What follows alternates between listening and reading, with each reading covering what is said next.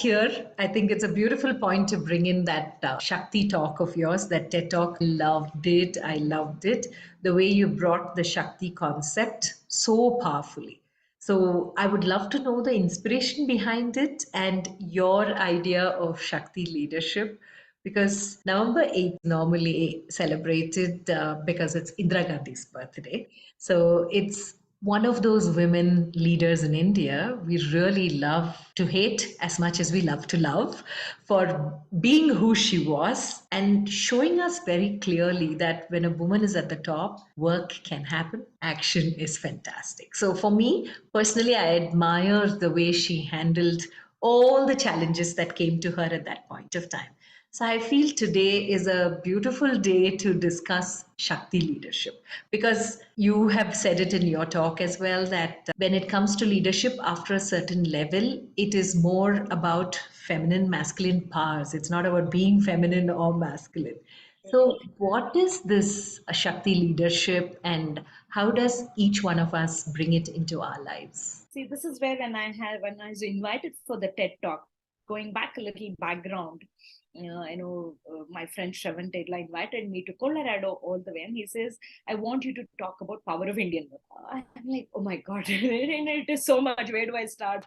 Anyway, that was the background because he says, there a lot of people had a different understanding about Indian women, or rather perception. So that has to change because we've changed so much. So I said, where is this Indian women power today? A lot of this gender thing has come up, women powered, empowerment, everything. So when you go back, that's where I started to think and understand. So I did a lot of study before that. If you've seen, I've started from our Vedic times to till today. Where is it? It was always good.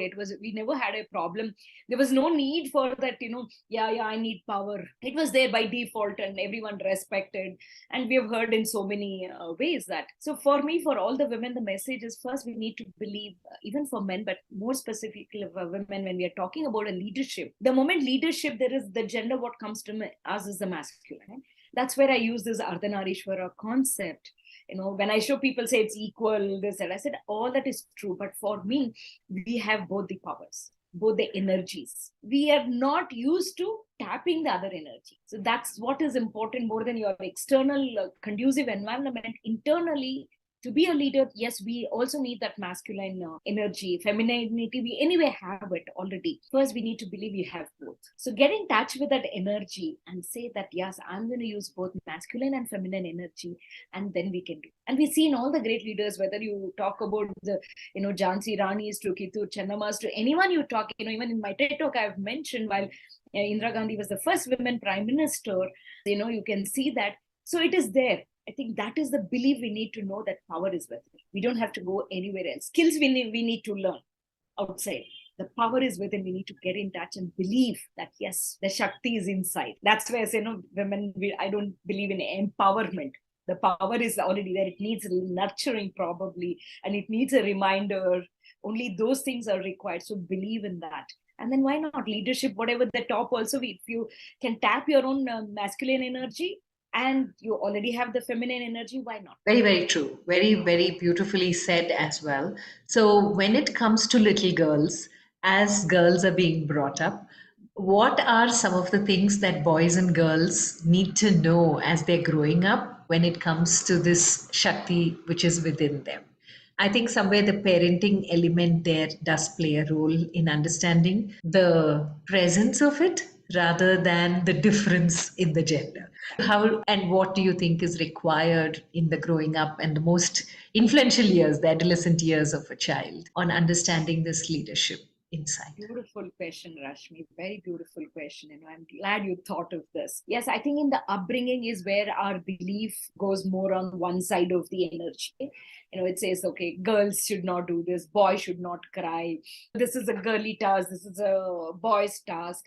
Even the toys and everything is there. While we need to respect the gender nuances. We shouldn't forget that.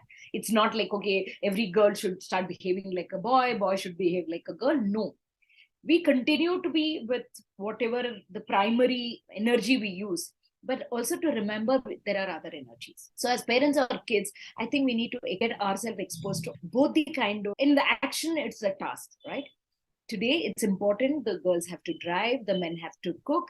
Everything needs to be done both. It shouldn't, the word should say, ye iska kaam hai, wo iska kaam hai. That only should change.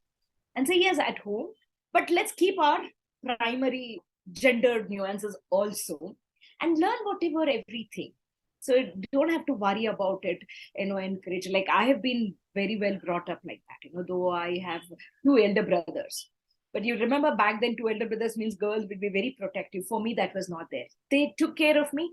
At the same time, they empowered me. So, yeah, you also go do that. You also do this. You also do that. That is something we need to allow individuals to explore. I say, allow people to explore. It's okay. You don't have to say, they have to be. Another one is, parents feel everyone has to become successful in whatever they take. No, success is, how do you measure success? I think success should be measured in the efforts more than the result. Right? If individual has put in a lot of efforts, that is a success. In fact, I met somebody, a very nice parent. I want to share this example recently. Who said, after immediately exams of our children, we go and celebrate because they have done the efforts, they've worked hard, we do it. Result celebration is separate. So I think that is very important while I'm connecting back. So while growing up, it's like, the pinks and the blues. Boy should not cry. Emotions doesn't differentiate the gender. Emotions are emotions. It's true with the human beings. Animals have emotions. Even the plants have emotions. We know, we have heard so much. So emotions can't come because of the gender. So just allow ourselves to be who we are, whatever the gender is. Again, I want to be very neutral here. I'm not talking about, these are the two energies. The proportion may change in each individual. Some people will have more of this, less of that. It's okay. But remember, we have it. And it is okay.